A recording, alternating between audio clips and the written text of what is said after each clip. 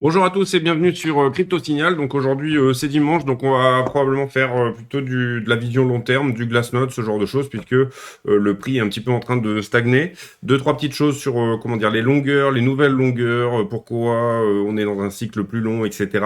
Donc restez bien jusqu'à la fin, ça promet d'être relativement intéressant quand même.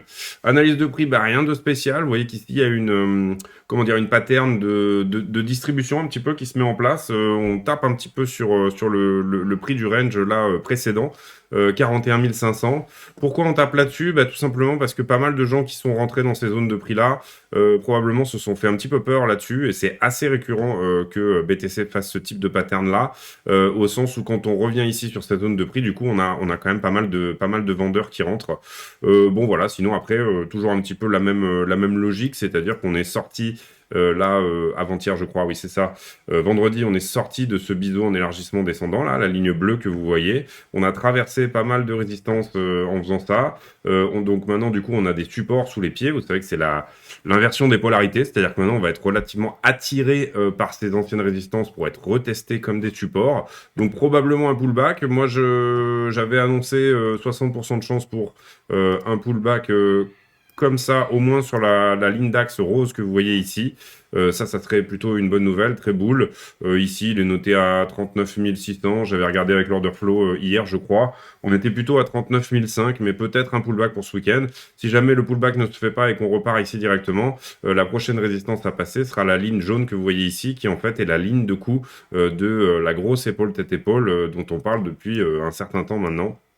C'est-à-dire qu'elle est là, épaule gauche, tête et épaule droite. Donc ça serait une résistance aussi qu'il faudra passer rapidement et facilement si jamais on veut pas trop, comment dire, se faire repousser par ça. Vous voyez qu'ici, on avait tenté de la passer en même temps que le biseau descendant, on s'était fait rejeter fortement. Donc, passer cette ligne sera quand même aussi comment dire, une confirmation de plus qu'on est éventuellement reparti vers une tendance haussière. Là, c'est pareil aussi. En même temps, on a le premier arrêt depuis mars 2020, donc très très grosse, comment dire, donc 40% de correction de cette hausse en fait, enfin 0,382, premier arrêt. Le repasser serait un signal fort pour les bulls qu'on repasse à nouveau en tendance haussière. Donc voilà, ces deux résistances-là, la ligne en trétillé rouge que vous voyez là et la ligne jaune montante que vous voyez ici, sont très importantes à passer. Elles sont probablement autour des 44 au moment où là, si jamais dans pas longtemps, on allait les chercher. Un pullback sur la ligne d'axe rose ici nous permettrait de confirmer cette tendance, de continuer à se glisser sur cette ligne d'axe ici. Donc ça nous donnerait aussi de bonnes perspectives pour le futur. Ça, c'était donc pour l'analyse de prix à l'instant T.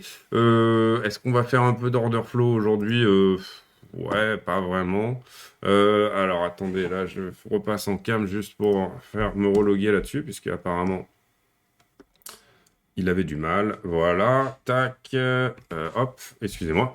Donc du coup, voilà, au niveau des ordres, on a des ordres d'achat ici de gens qui veulent jouer le pullback, donc qui se disent que c'est pas le moment d'acheter là, mais que il y a potentiellement des ordres à prendre ici. Et vous voyez qu'on a quand même des ordres un petit peu de vente là qui se rajoutent dans toutes ces zones-là. Et à mon avis, c'était pas mal. Pour beaucoup, c'était des gens qui avaient acheté ici et qui ressortent à break-even, c'est-à-dire au point mort. À break-even, ça veut dire sans avoir perdu d'argent, quoi, etc. Ils sont peut-être un petit peu fait peur sur cette descente et là ils ont envie de ressortir, par exemple. Ça peut être aussi, on va regarder au niveau order flow ce que ça dit pour le moment. Donc ça, c'est l'order flow. Donc vous savez que ça, c'est les contrats qui sont ouverts en levier. Forte hausse des contrats ici, principalement ici pour le départ des longueurs. Donc vous voyez toutes ces barres rouges là, on pourrait éventuellement, le prix pourrait aller et réessayer de chercher les stops de ces gens-là. Et puis ensuite, une fois qu'on était en haut ici, pas mal de shorts à prendre, vous voyez ici sur ce niveau. Vous voyez que le funding est négatif ici. On nettoie ici un petit peu de long et ici ça re-rentre, mais alors très légèrement. Vous voyez que le nombre de contrats n'augmente pas énormément. Donc c'est très léger vraiment ce week-end là. Ici, une très grosse position qui s'est ouverte sur ce dip là. Donc potentiellement ici, donc il faudra aller les chercher aussi. Donc là, on a pris cette barre rouge que je peux enlever désormais. On a probablement pris celle-ci aussi.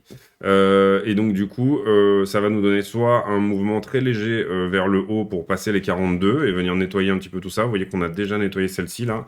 j'avais pas vu. Voilà, donc ça va nous donner probablement soit un petit rebond ici autour des 42 pour nettoyer les gens qui sont au-dessus. Si des très grosses positions se sont ouvertes au-dessus, on ira plutôt à 1 ou 2% au-dessus du prix pour nettoyer ces gens-là, en termes d'order flow, hein, là je parle pas du spot. Sinon, redescendre aux 39 500, voire 39 200, nous permettrait de nettoyer pas mal de longueurs en levier ici. Du coup, ça m'amène aux grosses liquidations sur iBlock, que je rafraîchis. On va pas faire les news aujourd'hui parce que c'est dimanche. On va pas faire d'alt non plus.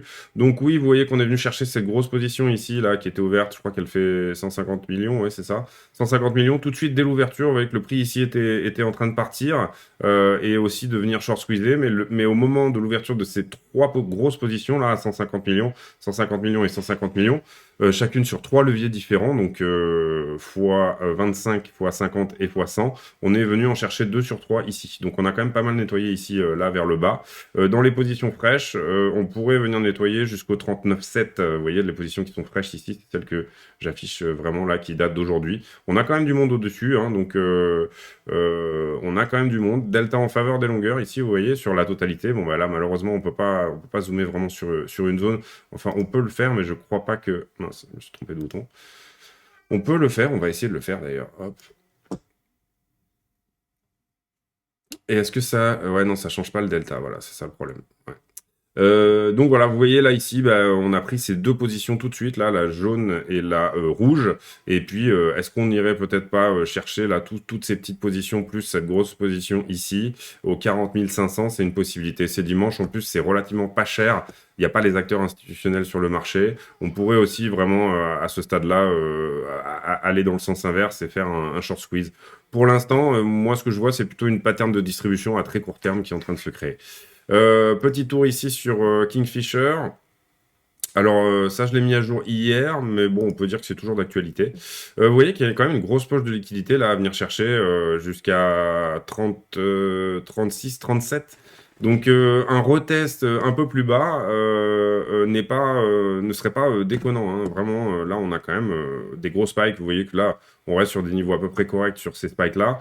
Mais là, ces quelques spikes-là, admettons jusqu'au 37,3, voire 36,7, pourraient venir être cherchés à court terme. Qu'est-ce que ça voudrait dire concrètement? Bah, si on prend l'action de prix, revenir à 36,7, ça serait refaire un pullback plutôt sur la droite bleue ici, c'est-à-dire que l'action de prix serait en order flow toujours de venir prendre un petit peu tout ce monde-là, qui était malheureusement trop optimiste et qui était rentré en levier sur cette hausse-là, rentré en levier sur des grosses positions.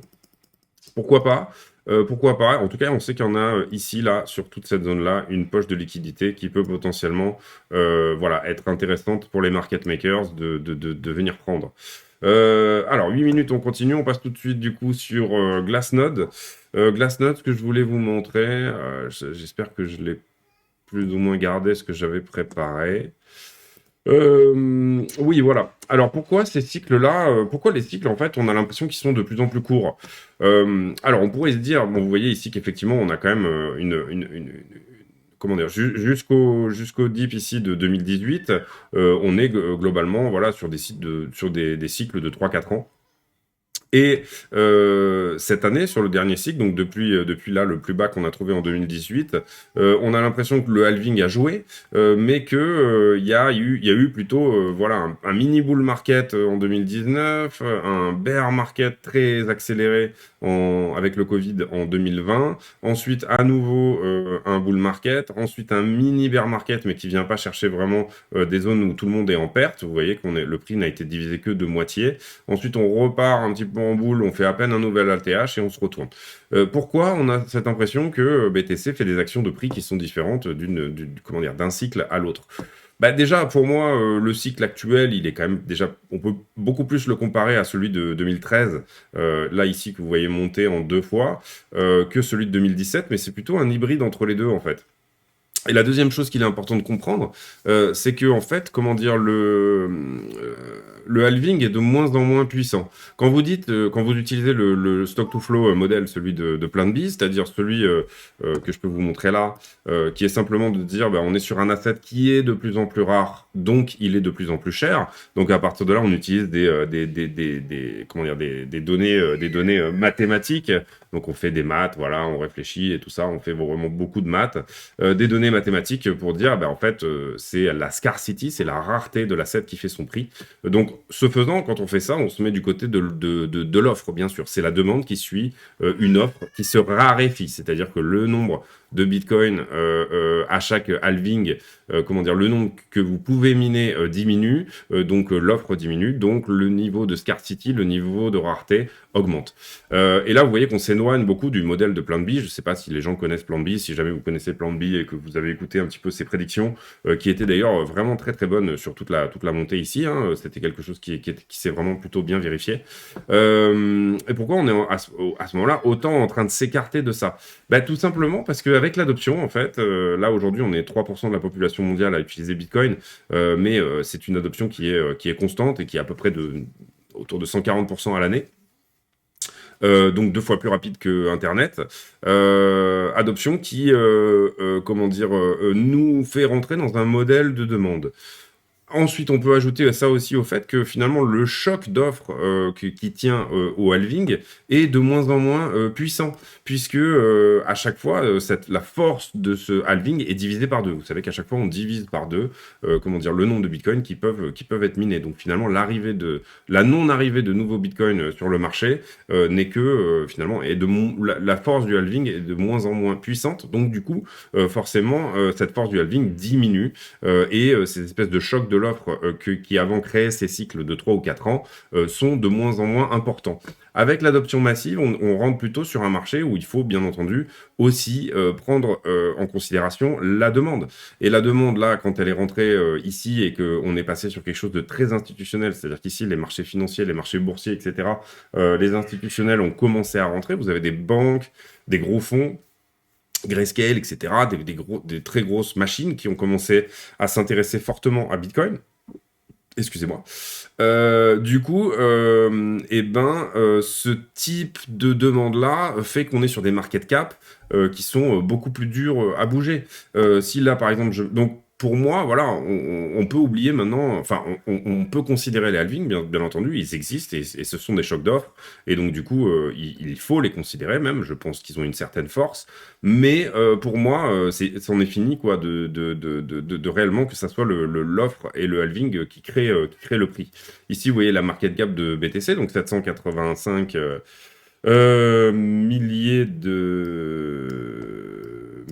de dollars, c'est ça, billions. Non, pardon, 785 milliards de dollars, c'est ça. Donc du coup, on voit ici, comment dire, la market cap. Bouger un truc comme ça, c'est beaucoup plus compliqué, et même le manipuler, le marché avec l'adoption est de moins en moins manipulable. Donc du coup, c'est beaucoup plus compliqué de bouger quelque chose qui a cette market cap-là que quelque chose qui avait cette market cap-là, par exemple. Et ne serait-ce que même en 2019, c'est beaucoup plus compliqué de faire bouger ce type de grosse structure. Et ici, en fait, qu'est-ce qui se passe en mai? Les gros commencent à prendre profit sur toute cette zone-là. Là, ici, les gros commencent à distribuer. Et puis finalement, les institutionnels ici ont un peu touché leur pic, etc. Donc au niveau de demande, on dirait en surproduction, non, mais la demande est de moins en moins importante ici. D'autres portefeuilles préfèrent sortir ici. Les derniers portefeuilles fraîchement arrivés, les STH, finalement ici, se prennent peur et sortent littéralement de ce marché-là. Et en fait, on les oblige, après ce short squeeze ici, à racheter cette borne-là. Ceux qui, en tout cas, ont voulu rester. Pour moi, ce qu'il est très important de comprendre ici, et à l'instant T aussi, c'est que tous ces gens-là, voilà, là, je vais plutôt parler pour les retail, mais aussi pour les institutions, finalement, ce sont des USDT qui sont en attente ici. Il y a beaucoup de stablecoins qui sont stackés et qui sont en attente d'une réponse du marché. Donc, on a du cash side, on a beaucoup d'argent sur le côté, qui a déjà un petit peu goûter et toucher, comment dire, au profit ou aux possibilités de Bitcoin, et qui simplement ici attendent quand même une direction claire pour rentrer en DCA, etc.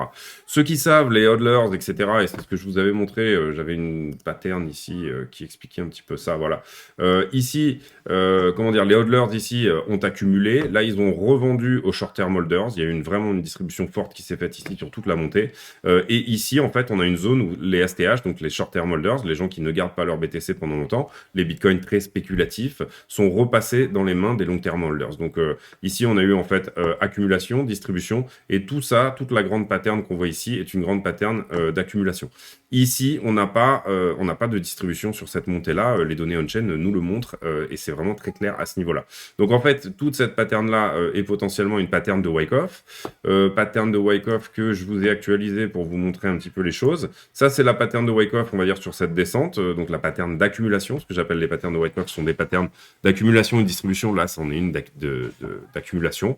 Pour le moment, cette pattern court terme, hein, là je parle de donc, la dernière jambe ici, là, elle pourrait prendre deux formes éventuelles. Elle pourrait prendre une forme d'épaule tête-épaule inversée, c'est-à-dire comme ça, si jamais le prix commence à prendre ici cette forme-là, ça pourra nous dire éventuellement que on aurait là, à court terme, une target à venir chercher. Là, je vous le fais à la one again, hein, mais voilà. Une target à venir chercher à minima ici, c'est-à-dire revenir prendre les 72 000, qui sont aussi la target d'ailleurs, soit dit en passant, du biseau en élargissement descendant. Mais aussi, ça pourrait être une cup and handle, par exemple, ça pourrait être une tasse séance, c'est-à-dire qu'on va adoucir la pente, vivre une sorte de bear market là ici un petit peu plus long, et ensuite dessiner une jolie tasse. Je sais pas pourquoi il me fait ça. Ah, il s'est passé un truc là. Je l'ai éteinte, d'accord. Hop, attends pour moi.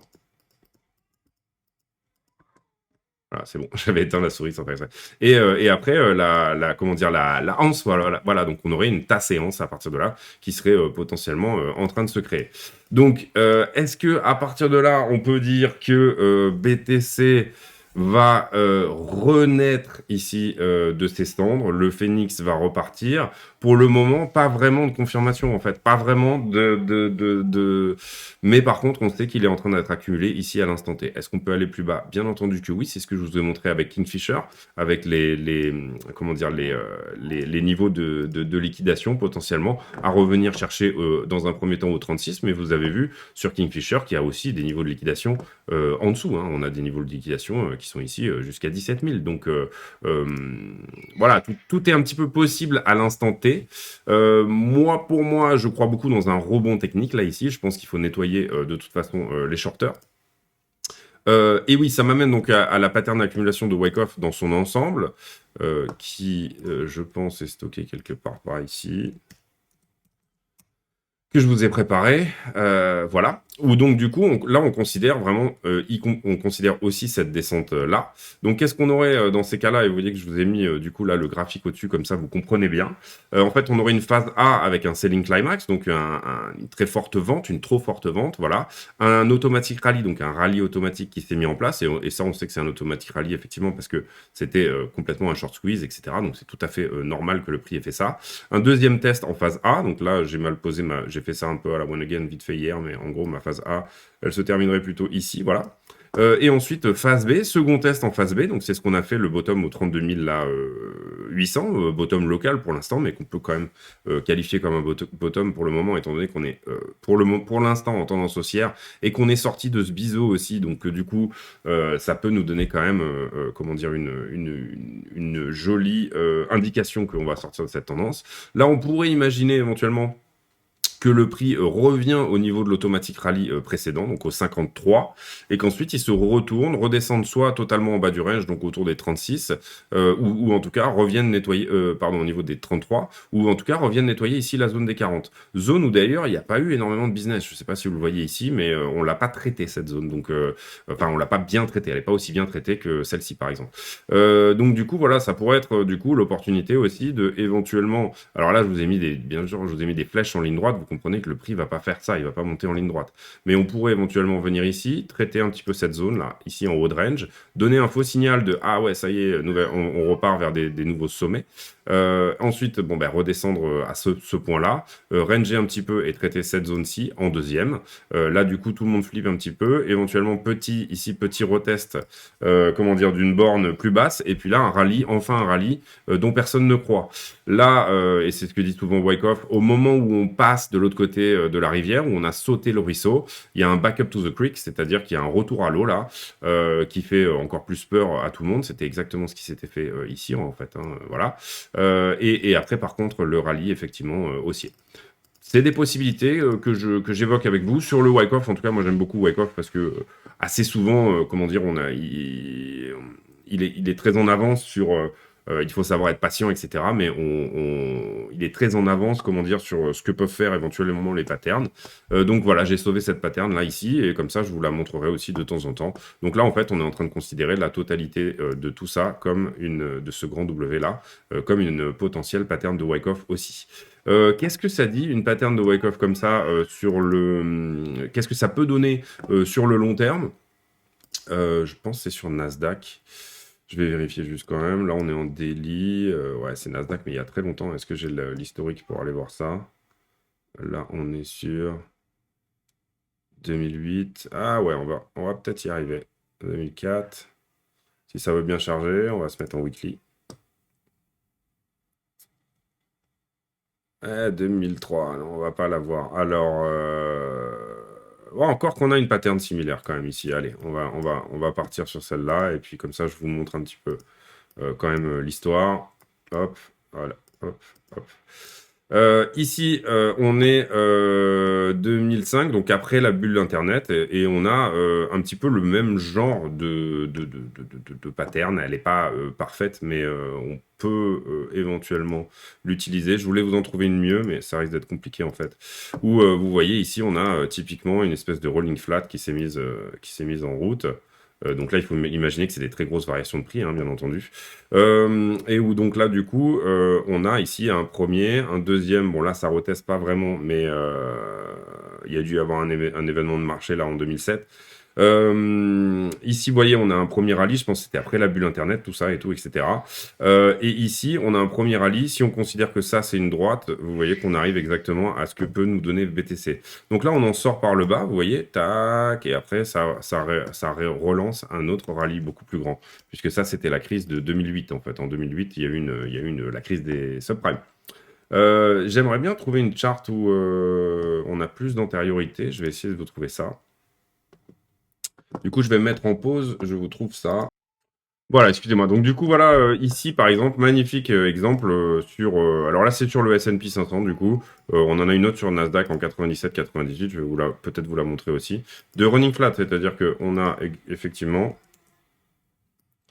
Alors là, elle est légèrement étendue. Vous voyez ici, on a craqué quand même en 2009 à la suite de la... mais vous voyez qu'on a d'abord un premier rallye, on corrige, et là, je vous ai mis une droite parallèle. Hein, elle a très légèrement craqué, mais vous voyez que... donc on a comment dire, un rallye.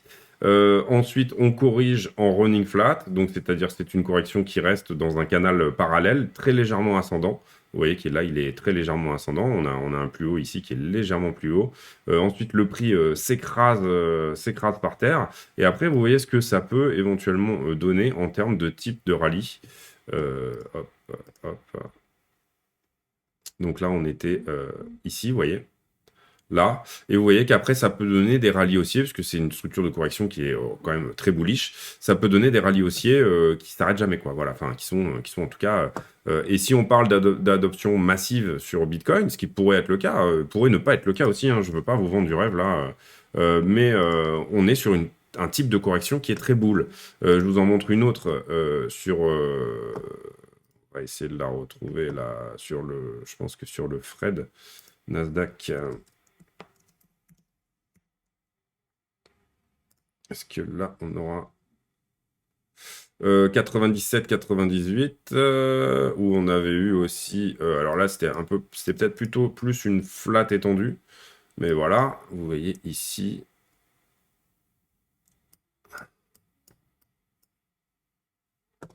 en fait, on a ici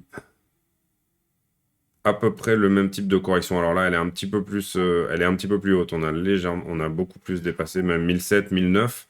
Je regarde juste rapidement un truc. Ouais, on est au-dessus des 1.161. Donc non, là, ça pourra pas être considéré comme une flat. Par contre, peut-être que ici, désolé, du coup. Hop. Non, on est au-dessus aussi, c'est pareil. Ça pourrait pas vraiment être considéré comme une flat. Ici, ce W, là, on en rentre plutôt par le haut. Donc non, mon exemple de 97-98 sur le Nasdaq est pas très bon, désolé. Mais vous avez vu sur le S&P que c'était à peu près ça dans l'idée. Donc à partir de là, je pense qu'on a fait un petit peu le tour. Vous voyez que, comment dire, si jamais on reste dans ce canal-là et qu'on reste dans ce type de correction qui est celle dont je vous parle, c'est-à-dire une running flat, comment dire, c'est quelque chose sur lequel soit on peut se relancer très fortement en haut, donc ça validerait un W géant en fait, hein, c'est un W quasiment qu'on verrait presque en, comment dire, qu'on verrait en weekly, qu'on verrait presque en monthly. Donc ça serait très très très très bull que de conserver ce bottom ici. Partir dans une flat étendue, c'est-à-dire aller chercher plutôt des niveaux comme ceux-là, bon, bah, ça ferait mal à l'instant T, mais ça serait très bull aussi pour le reste. Et ensuite, à partir de là, qu'est-ce qui pourrait être vraiment pas génial? Eh ben, ça serait tout simplement de faire un rebond technique ici au 61,8 et puis là, redescendre. Donc là, on aurait effectivement cette structure de blow-off top ici avec exactement ce que nous dit le schéma d'une bulle spéculative, si vous voulez. C'est-à-dire, tout ça n'était qu'une bulle, et puis on se retrouve à la prochaine bulle. J'ai pas l'impression que ce soit le cas, c'est vraiment ce qu'on avait eu sur 2017, où on avait eu ce type de rebond, et qu'on avait eu l'explosion de la bulle, effectivement. Donc là, on avait relativement explosé. Mais j'ai l'impression qu'on a pas mal pris les leçons, en fait, et le marché a une mémoire. Il répète parfois les mêmes choses. Vous voyez ici, rebond technique. Il répète parfois les mêmes choses, mais comment dire, il a aussi une mémoire réellement des erreurs qu'il a pu faire dans le passé. Donc du coup, parfois, il corrige. Il a tellement la mémoire fraîche sur ce type de correction là ici qui s'était faite littéralement vraiment en triangle. Il a vraiment une mémoire fraîche sur ce type de correction. Et donc du coup, bah, il fait totalement l'inverse, c'est-à-dire qu'au moment où là, ça corrige tout ça, bon là pour nous c'est pas ce qui s'est passé, on s'est plutôt arrêté par là, mais au moment où ça corrige quasiment de 50%, finalement plus personne veut vendre parce que tout le monde se dit non mais attendez, si là j'avais hodl à la mort, eh ben en fait j'aurais plutôt pu vendre là où tout le monde a commencé à vendre d'ailleurs, c'est-à-dire ici là, la première pattern de vente elle est là en fait sur BTC, c'est-à-dire qu'elle est en janvier 2021. Donc tous ceux qui avaient fait l'erreur là, par exemple ici, de se positionner à la vente, en fait, en se disant ouh là là, c'était une bulle, le prix est monté sans arrêt, etc. Ici, 100% des portefeuilles étaient en profit, donc forcément, bien évidemment, c'est ce qui se passe aux nouveaux ATH. Et ben il y en a qui prennent profit. C'est un petit peu ce qui s'est passé aussi ici à l'ATH. Vous comprenez qu'à un ATH, 100% des gens qui ont acheté sont en profit, donc forcément, il y a une prise de profit qui se fait aux ATH. Donc voilà, le marché qui apprend aussi à ses intervenants à se comporter, on va dire, de la bonne manière. Donc à l'instant T, forcément, ce type de correction est relativement boule. Vous dire qu'on va rester dans ce canal, je suis pas tout à fait sûr parce que, enfin, non, attends, pardon. Je tempère mes propos. Vous dire que si jamais on revient chercher ici le haut de ce canal, il y aura à nouveau un sell-off parce que 100% des gens seront en profit. Pour moi, pas forcément, parce qu'il a déjà eu lieu ici. Donc, du coup, on a un retest ici, l'ATH. Donc, pas forcément. Il y a déjà eu cette espèce de prise de profit et ce sell-off ici à l'instant T. Par contre, on aura effectivement des gens qui auront acheté ici et qui voudront sortir ici à break-even, c'est-à-dire récupérer leur argent plus rien du tout. On aura aussi beaucoup de gens qui vont dire ah j'ai vu un canal parce que j'ai vu deux droites là, j'ai vu deux points qui font une droite. Désolé de faire le débilos, mais parce que ça c'est quand même pas très compliqué à voir. Et ben du coup, qui se diront, ben on va se faire rejeter. Donc la bonne chance qu'on a là ici, c'est que peut-être que plein de shorters vont venir se dire, ah ben c'est le moment de shorter BTC, et c'est ce qui va nous permettre de péter ce canal vers le haut éventuellement. Ça c'est beaucoup de si, hein, parce qu'évidemment il faudra déjà qu'on retourne en haut du canal avant que tout ça se mette en place. Mais comme je vous dis, c'est dimanche, donc du coup on discute un petit peu de choses et d'autres, et plutôt de patterns long terme ici sur Bitcoin. Si on regarde rapidement notre Elliott, on va le trouver. C'est dommage qu'on puisse pas mettre des étiquettes sur Voilà. Si on regarde notre Elliott, bon, vous voyez que la pattern en 1, 2, 3, 4, 5 ici pour faire la C, la dernière C, elle est plutôt propre. Là, on ne sait pas trop ce qu'il est en train de se construire. Est-ce que c'est une 1-2 dans une 1-2, etc. Donc j'ai essayé de commencer à faire un décompte. Pour le moment, ça tient, mais ça n'a rien de, comment dire, ça n'a rien de prophétique. Voilà, c'est Elliott vous permet de dire, bah moi en haut de la 3, je prends une partie de mes profits, par exemple, etc. Et tout, ça vous donne un système de prise de profit. C'est pas un système de prévision des prix. J'ai essayé de trouver des patterns en 1, 2, 3, 4, 5 ici, dans lesquels on serait dans une 4, c'est-à-dire qu'il resterait une 5. Elles existent, mais c'est pas très joli, quoi. C'est-à-dire que du coup, ça fait une 3 très courte. Je sais pas si vous suivez comment dire, mon raisonnement, mais l'idée ici, c'était de dire, bah, en fait, on vient de terminer une 3, ce rebond, c'est une 4. Donc on aurait une 2 qui serait par là, et la 1, en fait, serait une très grosse impulsive, très puissante. Bah, qu'est-ce que ça veut dire ici? Ça veut dire que la 4, on aura l'invalidation au moment où elle viendra, comment dire, toucher le territoire de la 1, et c'est bientôt le cas. Donc ça veut dire soit on se retourne maintenant, soit parce que la 4 ne peut pas voyager dans le territoire de la 1, soit on est dans une diagonale, hein, ce qui est possible aussi, mais du coup... ouais, ça serait quand même un petit peu bizarre comme diagonale. Bon, bref. Ici, la 2 est très faible. Elle fait 38,2. Donc, en général, les deux font plutôt 50 ou 61,8. Entre 50 et 61,8. Là, elle est faible. Ça peut arriver. Ça voudrait dire qu'on a une 4 forte, selon l'alternance des vagues. Donc, on est forcément dans une diagonale. Pourquoi pas? Mais bon, voilà. Donc, une ending diagonale pour cette C. Bref, ça met beaucoup de si. Et ça voudrait dire aussi que comme la 3 ne peut pas être la plus courte des vagues, comment dire, ici, au maximum, on aurait une 3 qui ferait ses 100%. C'est-à-dire, si je la reporte ici en 4, admettons que là, on ait trouvé le plafond de 4 pour rester dans le caractère d'une impulsive, ça nous donnerait un plus bas ici au 22 000. Alors, pourquoi pas? C'est pas très propre, sincèrement, comme décompte. C'est vraiment pas du tout propre. Si on se retourne maintenant, en tout cas, ça peut tenir. Ici, on voit qu'il y a quand même une touchette avec le territoire de la 1. Je vais vérifier, mais c'était pas le cas hier, je crois. Ouais, il y a une petite touche. Bon, faut pas non plus être trop conservateur, mais voilà. Voilà, donc une étendue qui viendrait corriger au maximum, puisque vous savez que la 5 doit être plus petite. Du coup, la 1, là, serait la plus grande des vagues, mais la 3 ne peut pas être la plus petite. C'est une règle d'Elliott pour les impulsives.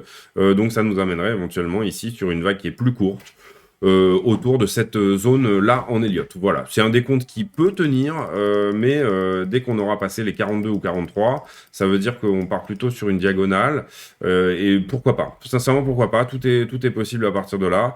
Là, la 5 n'est pas venue chercher ses 161,8, elle est venue chercher entre les 100 et les 161,8. Pour l'instant, en tout cas, ce décompte-là peut être relativement propre. Sur ce décompte-là, on avait aussi une 2 qui n'était pas extrêmement forte, je crois. Non, elle fait 0,38,2 aussi. Donc on a effectivement une 2 qui n'est pas forte, même si je me mets bien. Voilà. Et on avait une 4 qui aurait dû être normalement plutôt violente. Hop, si je me mets là. Sur la haut de 2, on avait une 4 qui fait 561,8, donc la règle d'alternance des vagues comment dire, est respectée. La 4 ne voyage pas dans le territoire de la 1, et la 3 n'est pas la plus petite des vagues. Vous voyez qu'ici, c'est la 1 la plus petite des vagues. Donc là, on est sur une impulsive qui est plutôt jolie. Il faudrait décompter les sous-vagues, etc. et tout. Je suis pas, comment dire, très fan des sous-décomptes, mais là, on peut voir 1, 2, 3, 4, 5, oui. 1, 2, 3, 4... 4 pour une longue correction de 4, vous voyez, ici en flat. 5, oui. Ici, il faudrait trouver une ABC en délit. Donc, je pense qu'on doit l'avoir. Et ici, 1, 2, 3, 4, 5 éventuellement. Là, je regarde en délit, mais si on regarde en 4 heures, je pense qu'on peut la trouver. 1, 2, 1, 2, 3. 1, 2, 3, 4, 5. Ça ferait une 5 très très lourde. La 3 est pas la plus petite.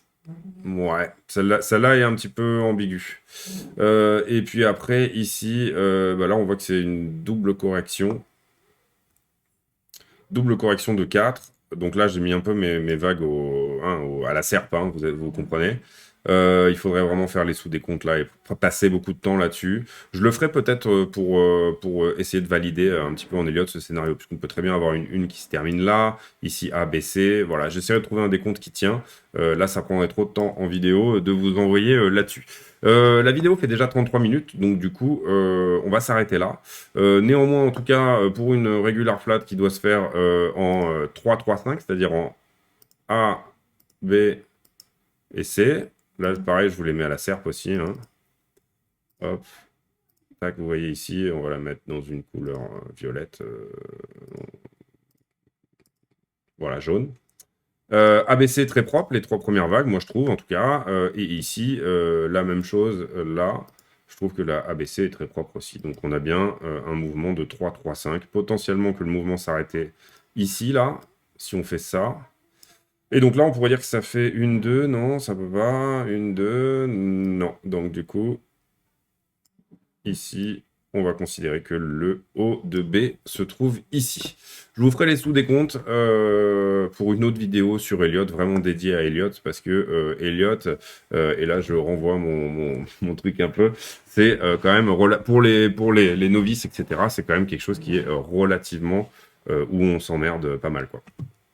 Donc voilà, écoutez, c'est tout pour moi aujourd'hui. Donc est-ce que on va liquider un petit peu au 42 ou est-ce qu'on va liquider un petit peu au 39,5 dans un premier temps? Pour moi, ça serait ça les niveaux vraiment réalistes à venir chercher. Je sais pas. Pour l'instant, on est toujours dans cette petite pattern là ici de distribution. On voit qu'il y a des gens qui prennent profit et d'autres qui achètent leur profit. Donc du coup, des gens qui n'attendent pas le pullback, on va dire, qui sont relativement impatients ici. Comment ça va péter ce soir ou demain, je sais pas. Ça nous dira assez souvent quand on a un vendredi bullish sur comment dire sur BTC à Wall Street, la première heure du lundi est un petit peu chaotique et puis ensuite ça suit plus ou moins la direction du vendredi. Voilà, c'est souvent ce qui se passe, mais c'est pas toujours le cas, mais c'est quelque chose qui se passe relativement souvent. Voilà, écoutez, c'est tout pour moi aujourd'hui. Je vous souhaite une excellente fin de week-end. Si jamais vous avez réussi à regarder cette vidéo jusqu'à la fin, mettez-moi en commentaire votre voiture, la voiture de vos rêves, voilà, la voiture que vous aimeriez posséder, avoir au garage, et si possible des anciennes, donc des voitures vintage, donc pas de voitures récentes. Voilà, si vous avez une ancienne que vous souhaitez posséder, mettez ça en commentaire, du coup ça nous permettra de se connaître un petit peu mieux sur d'autres choses que, on va dire, les marchés financiers. Voilà, c'est tout pour moi, je vous souhaite une excellente soirée, merci de m'avoir écouté aussi longtemps, on est à 37 minutes, bravo.